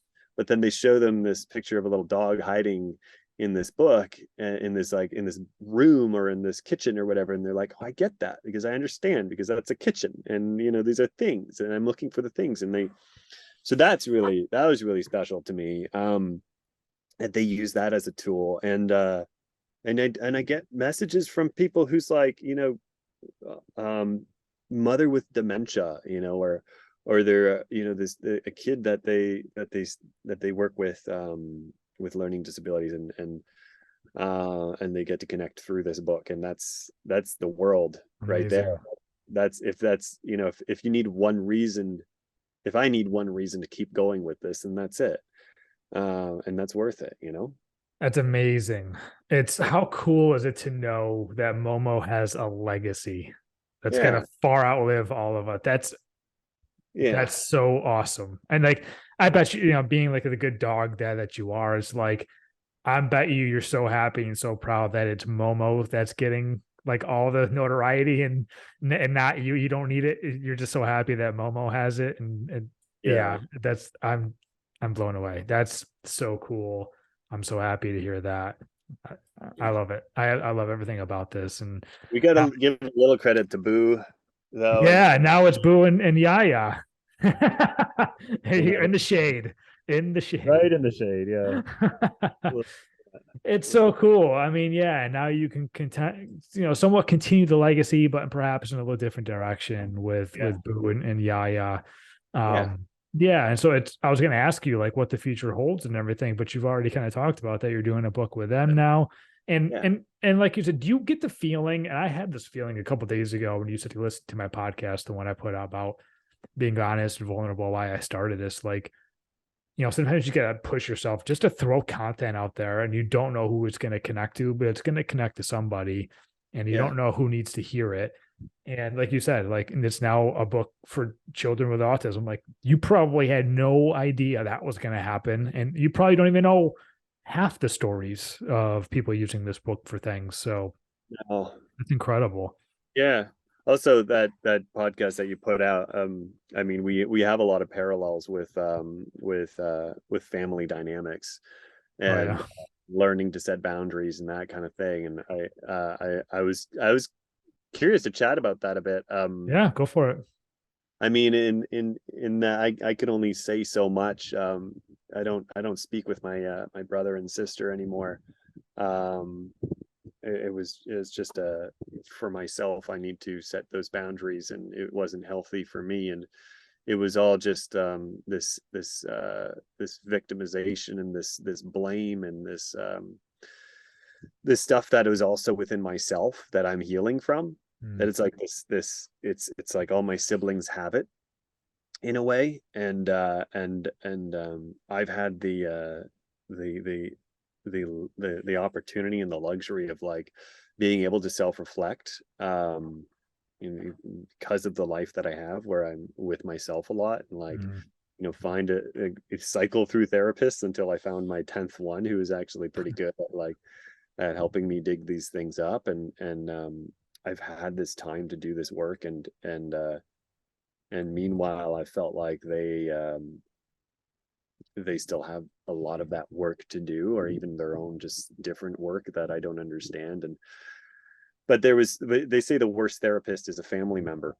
That, like, you can't help your family, really. Like, it's just too close. And so I thought it safest for myself to just kind of set that boundary and like be just separate from them Yeah.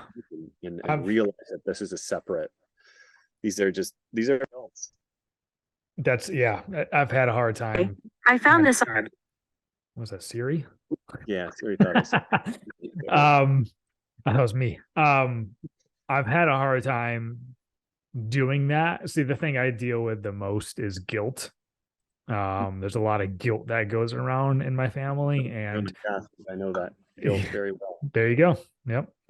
And so I feel like setting boundaries would make that like 10 times worse. And hey, Ryan's not answering the phone, or Ryan's not calling now, or Ryan's disappeared, he's going away, or Ryan's married now, we don't see him anymore, where are you? And yeah, it's I'm learning how to deal with that. And I thought putting that podcast out was super important, because I'm on a pursuit of happiness and there's a lot of bumps in the road.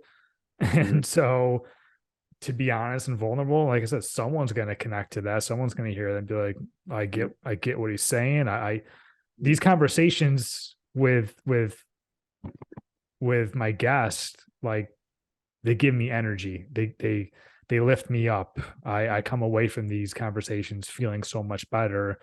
And then sometimes I have conversations with my family, and everything that's going on with there, it just drains my energy. It's just negative, and it's one of those things where it's hard to get rid of, right? And it's just like, and you chose to take that path, probably just to separate yourself from the negative aura and everything. And I'm having a hard time with that. That's for sure. Really hard. Yeah, it is. I don't know.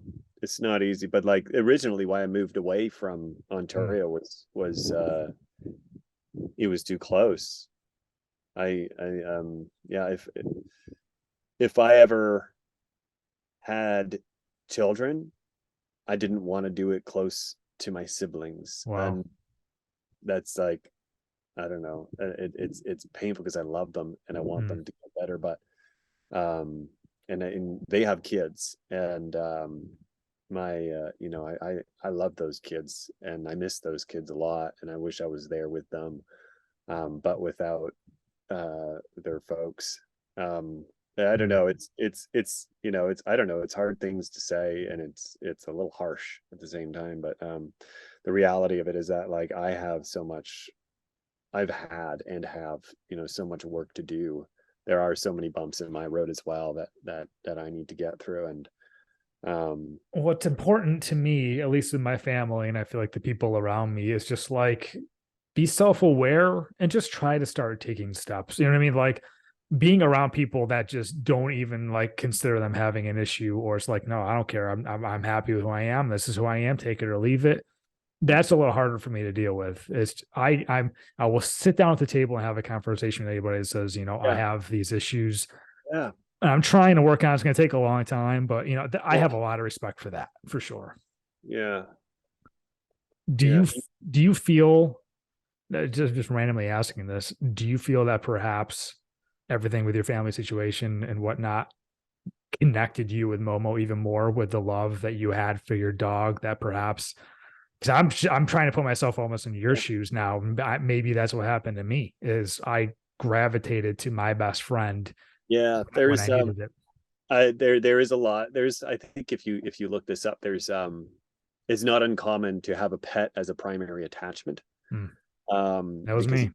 yeah, you didn't feel like you had that, or it never quite felt right in your family dynamics that you had that, like, whether it was your mom or your dad or one of your siblings, but you never had that like primary attachment. So a lot of people will find that in their pet, and that's where you get like crazy cat ladies, or you and I. No, we're just crazy cat ladies in disguise, really. But you find that, like, I definitely, my dogs are my primary attachment. And this is something that I'm working on. This is like a big step for me in my life, to build a chosen family and a community where I have people that I love, that people that make people that make me grow, Mm-hmm. people that make me want to grow, people that make me see myself, um and see the good in myself and see the good in the world. And that's my chosen family. And when I find these people I know, and and so a big part of me now is that, like, build community, um find family and create family. And like, I admittedly recently want to have a family eventually. And I've never admitted this to myself. I've always kind of hid it under the rug, in case it didn't align with, like, someone I was dating, or like, in case, in fear that it would never work out, so I didn't disappoint myself. I said, no, I don't think I want to have kids, or I'm okay with not having kids. And I am open to whatever way life goes and takes me. And if it never happens, I'm not going to be unhappy because of that. But to accept for myself that I do want that. And I think I was listening to Conan O'Brien's podcast recently, and he was talking about the most important investment that he made was his family. And like, the thing he says is a joke, but that was not a joke. And he was like, everything else can go to shit, but if I spend a lot of time building this one thing up, then I know that that's there for me. And if I work hard on making sure that this not stays the same, but like stays together, and that I put energy into growing this, it's not a house of cards. It is something with a beautiful foundation, if you put the energy into it. And yeah, I feel like I missed out on that. I think your 30s are a good time to do that, because you still have so much energy. Mm-hmm. 40, and I think, did you just turn 40 as well? I just turned 40 in September. Yeah. Yep. I'm in Yeah, the club. yeah. So we're in our 40s now, and we're like, okay, this is last chance to have a kid and family here. But my Yeah. uncle had kids when he was in his late 50s, I think. Wow. And he has two teenagers, and he's in his early 70s. Mm. And but even him, I look at what he's built in the past 15 years with his partner, and it is so beautiful, and it is Mm. so different from what my siblings have created for themselves, where it's there's a lot of fear, and there's a lot of Yeah. man, talking about this, it's definitely raw. I'm like shaking a little bit on the inside, because it's real stuff.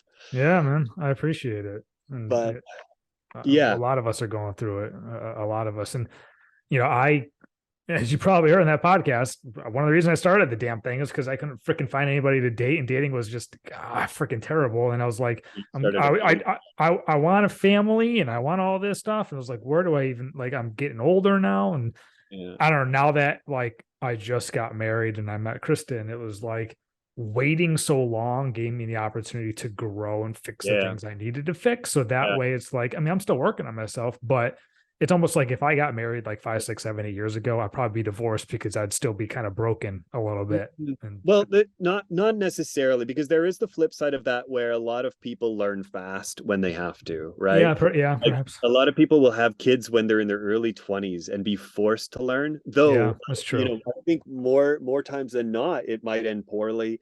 you have that like a tendency to explode, or to you still have that trauma, and you still have that like um that childlike anger that you haven't worked through or Yeah. fixed, Uh-huh. that you express and comes out as anger and comes out as like just unhealthy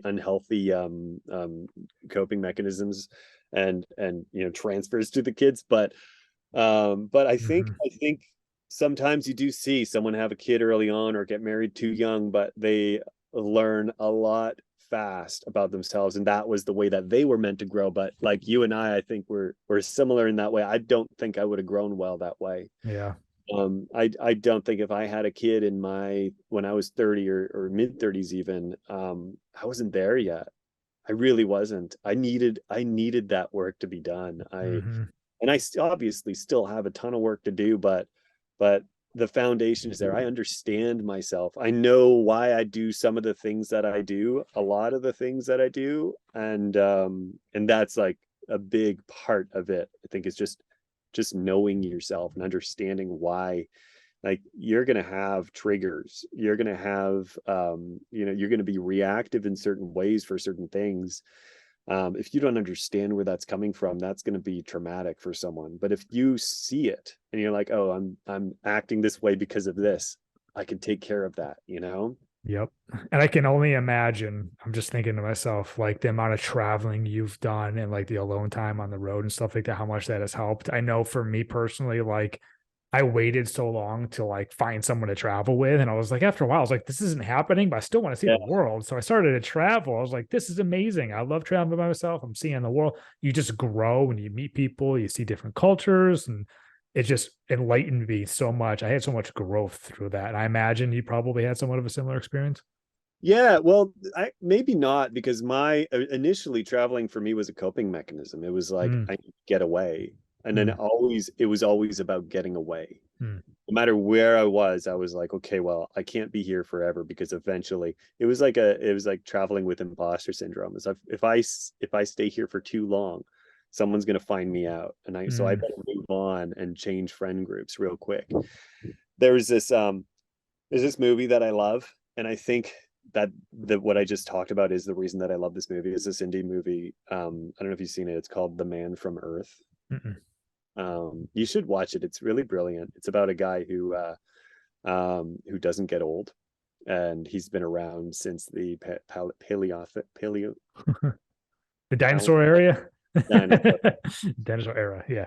And but he says every so the movie takes place at his little cabin where he's packing up his truck and he's about to leave, and then his colleagues from work show up, and they're like, we're not going to let you leave without a party, without saying goodbye. We're coming over, we're going to hang out, we're going to chat, and we're going to ask you, like, why are you leaving? And he's like, okay, I'm going to try something that I've never tried before. I'm going to tell you the truth, is that I don't get old, and every 10 years or so I need to move on before people find me out.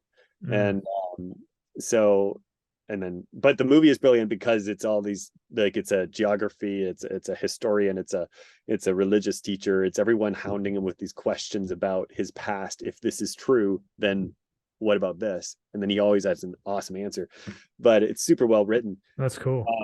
But I connected with it because the idea of moving on every 10 years eternally was such a like an important thing for me. Like, that's why I live the way I live, is because I'm afraid that people will notice that I'm bad.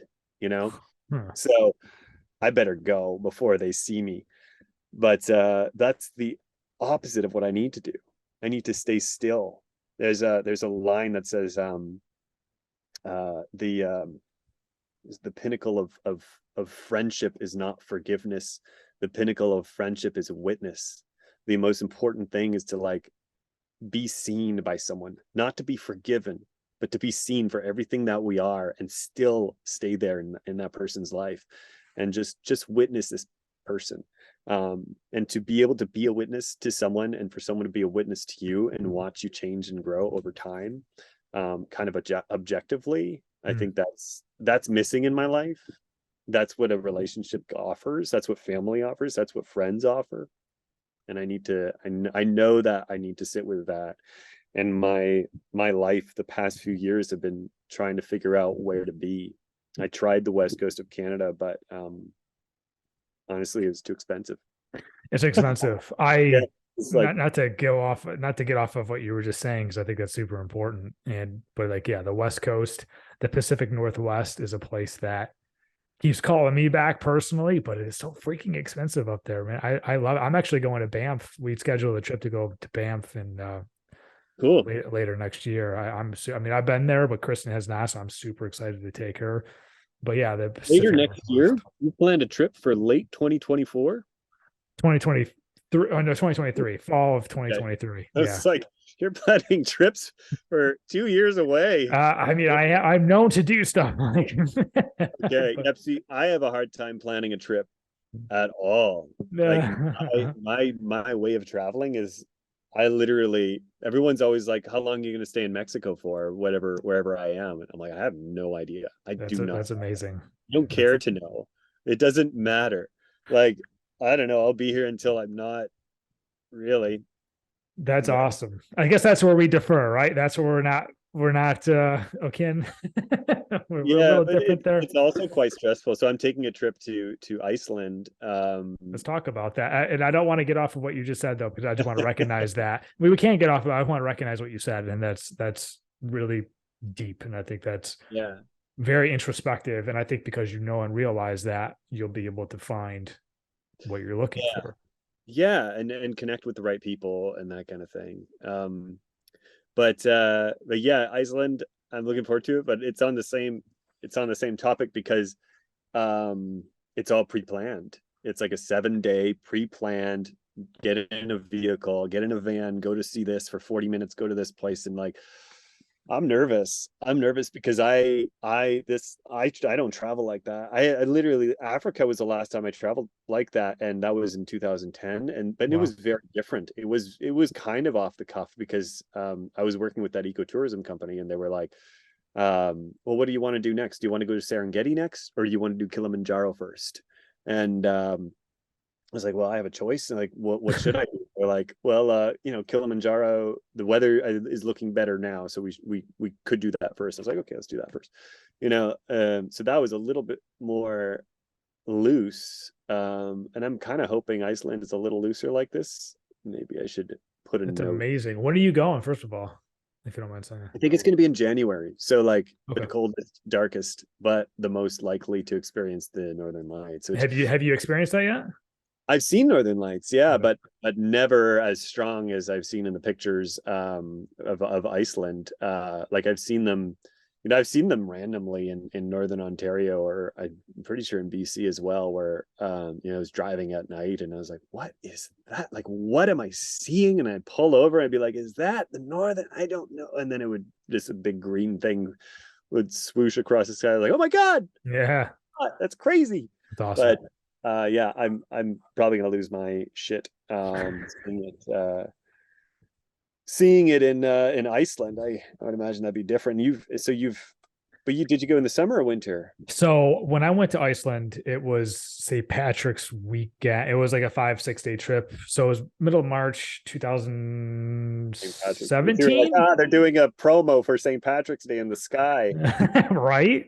Yeah, it was I saw him pretty decently, probably 4 to 5 out of 10. I would say the first time I saw them, which is I was like, I'm good. I'm good to go home now. I'm good. But Yeah. the next night it was probably an 8 or 9 out of 10, if not a 10 Wow. out of 10. It was like absolutely unbelievable. We were there for a few hours. My camera was on a tripod and I just clipped it and click, click, click, click. And after about 2.5 hours, it's like, I guess we're done. I don't know what else. I mean, it just kept going. Huh. It was Oh, that amazing. that talk that you had with the Iceland girl, that was cool. What a Yeah. story. She Yeah. just there. That's That's hilarious. ballsy. That's a big ballsy. Um, you said 9 out of 10. Uh, is there a Northern Lights scale, or is that just you saying That's me. is this a but scale of there is that meter or whatever. I think like a KP meter, oh, something like that or whatever, about like the chances of you seeing them that evening out of 10. yeah. But no, I'm just talking about like personal, like from what I've seen, like it must have been an 8 or 9 out of 10. I don't know what a 10 out of 10 is, but it was a show. It was like a laser show in the sky. It was unbelievable. Yeah, this goes against a lot of my travel ethics, where I like to go towards warmth, especially in the month of January.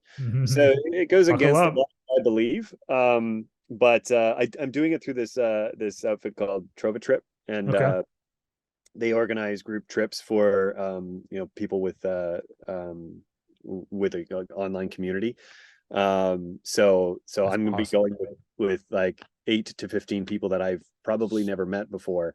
So it's going to be really interesting for that, which actually I'm really excited about, because that's something that like that really gets me excited. Is just like the seeing into people's lives Mm. is one of the coolest things about social media, and like getting to meet, like I did a couple of book tours and got to meet like thousands of people that were fans of Momo, while I was on the road, like at different book events. Like I'd done dozens and dozens of book events, and some of them had a couple hundred people at them, and shaking the hands and seeing the people and meeting them, and that was a really interesting time.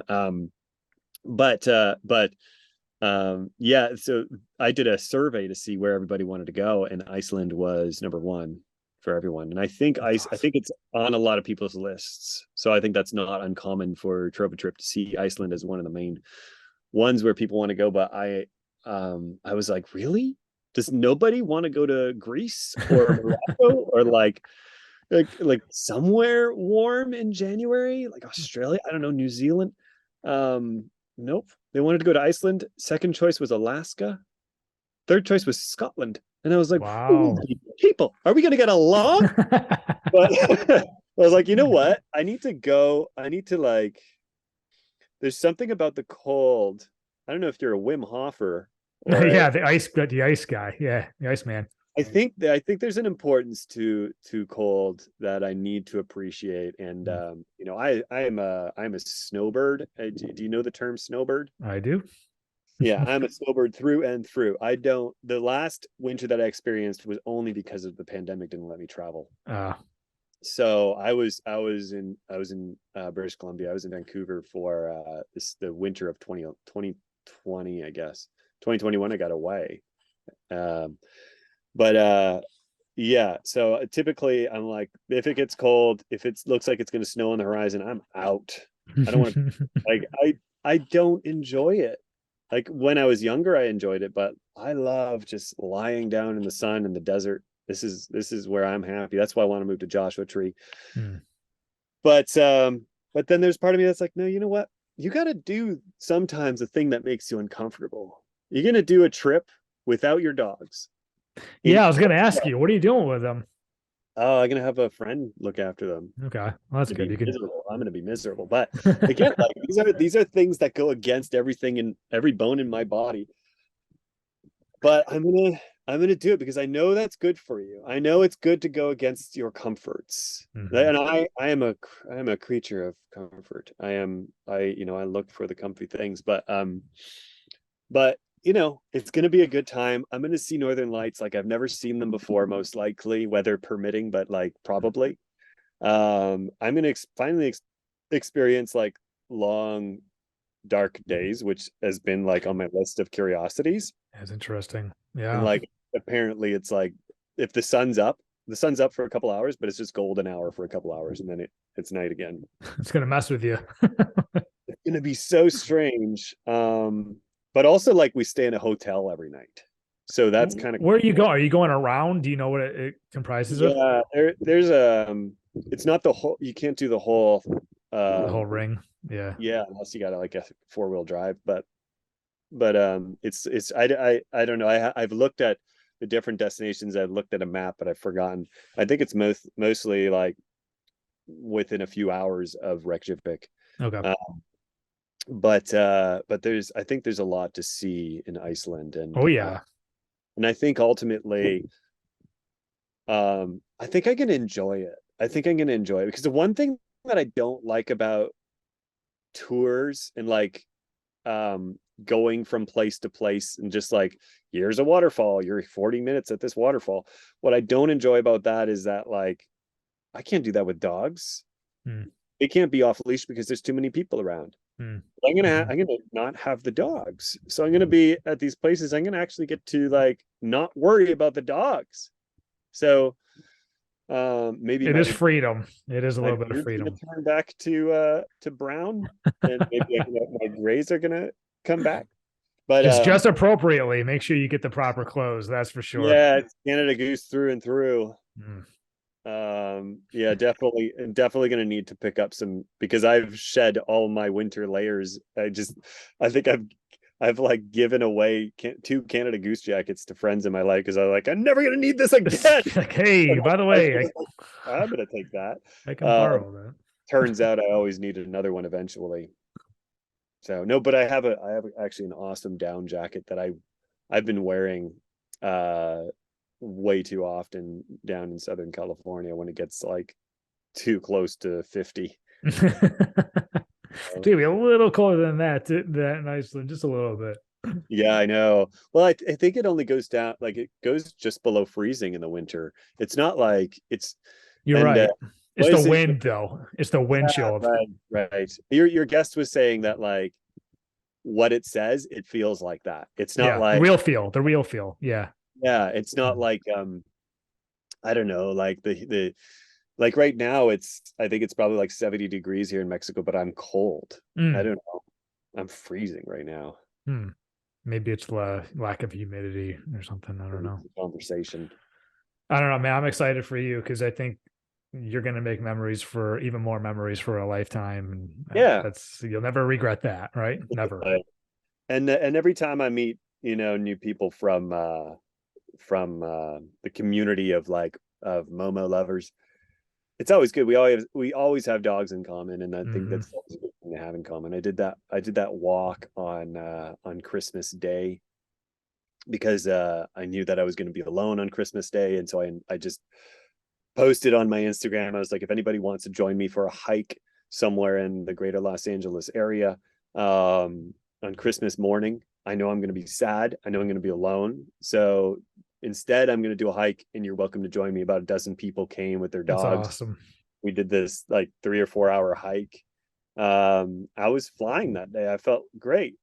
I like hung out with people, and then I got my social fix, and I went like, oh, I'm good. I don't need to hang out with people anymore. That's so cool. I love Yeah, when social media works for like a yeah. positive like that. That's I love hearing that.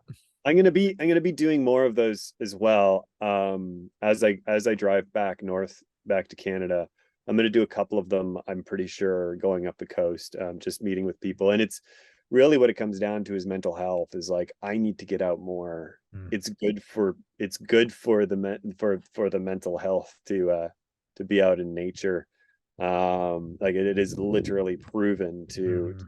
release dopamine in a very good way when you're walking through the woods or whatever. Doing anything physical outdoors, the combination of those two things is life changing. So I'm gonna be inviting some strangers up the west coast to join me for a couple of outdoor activities, be it a hike or a paddleboard or maybe a bike ride. Awesome. Yeah, So cool. Mental health. glad you're on the west coast. I know. What the heck, man? One of these days I will be. But if you're ever back in North Carolina or Wilmington, whatever, let me know. That's right down the road. And Yeah, find a way to absolutely. make that happen. We can introduce the dogs and have a good Yeah, time with that.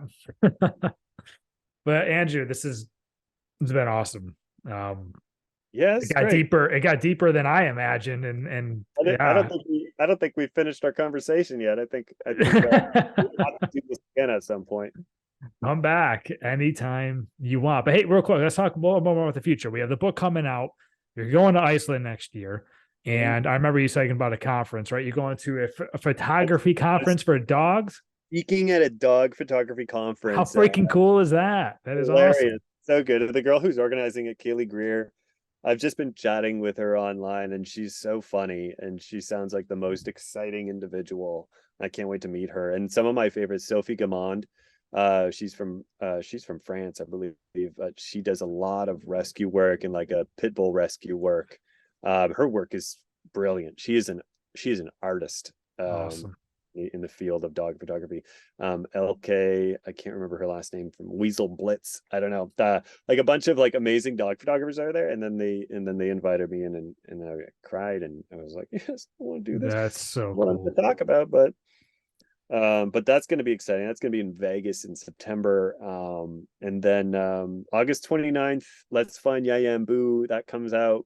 And then next year, my illustrated book about loss for kids, that comes out. So That's so important. I mean, honestly, like we're talking about having kids at some point in the next year or so, and that's a subject that I'm not going to have any idea how to handle. And that's where, I'm sure I'm one of a million that's not going to know what to do. And that's where a book like that will come into play. And yeah, it's tough as like that is. there's a lot of good books out there about it, and I'm happy to add another one to that Yeah. library.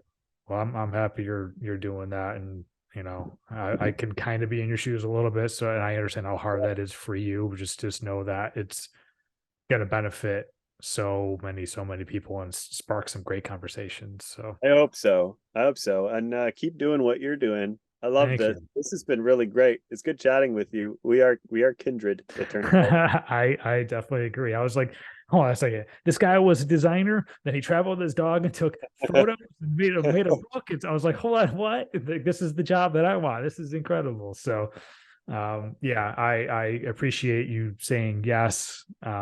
It's been a blast. You're welcome back anytime you want. Definitely keep in touch. Tomorrow. Yeah. Wait, later today I'm free actually. What's that?